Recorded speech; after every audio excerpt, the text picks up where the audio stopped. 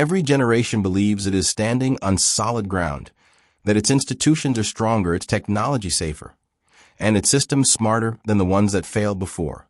History disagrees not because people are foolish, but because confidence always grows faster than resilience. Empires do not collapse when people expect it. They collapse when trust is highest. The mistake is not believing in a system. The mistake is believing it cannot break. Throughout history, wealth has never vanished randomly. It moves quietly and predictably from those who assume permanence to those who prepare for fracture. Consider ancient China during the Tang and Song dynasties, where paper money was revolutionary, efficient, sophisticated, and trusted. Merchants embraced it, the state endorsed it, and trade expanded until printing presses worked harder than the economy could support. Notes multiplied, value thinned, and inflation followed. By the time confidence cracked, paper filled cities while real goods disappeared. Those who survived were not the loyal, but the skeptical.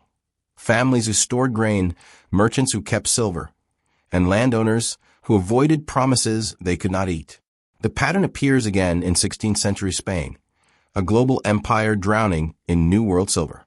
At first, riches flowed, then prices rose, costs outran income, and silver lost meaning. Spain did not fail from poverty. It failed from abundance mismanaged. The empire had metal, but no discipline, and the wealth did not disappear. It migrated north to Dutch traders and English financiers, who understood that money without constraint is decay in disguise.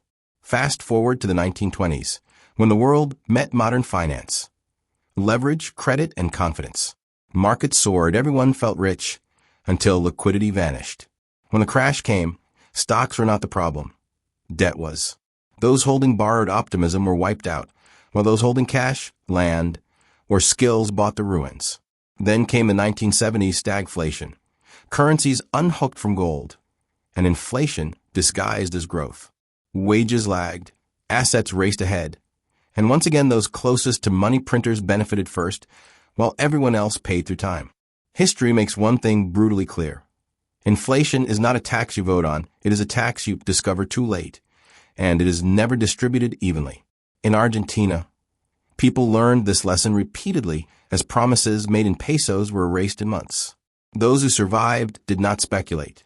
They converted, diversified, and exited emotionally before exiting financially. In Greece, pensioners trusted accounting fiction. In Venezuela, citizens trusted oil-backed guarantees. In Japan, workers trusted lifetime employment. Each believed their system was different and each was wrong, because systems do not fail due to ideology. They fail due to incentives. When debt is rewarded, leverage increases. When risk is socialized, recklessness follows.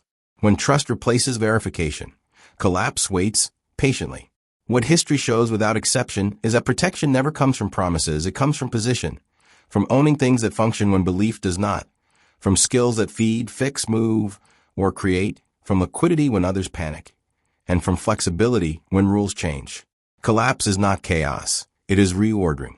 The tragedy is not that systems break, but that most people prepare for continuity in a world built on cycles.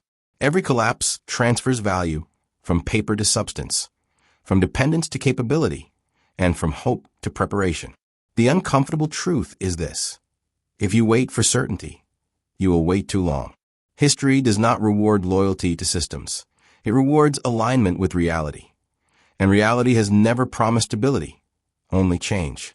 The question is not whether the ground will shift, because it always does. The question is whether you will still be standing when the confidence finally gives way. If this changed how you see history, subscribe, because patterns repeat and preparation decides who survives them.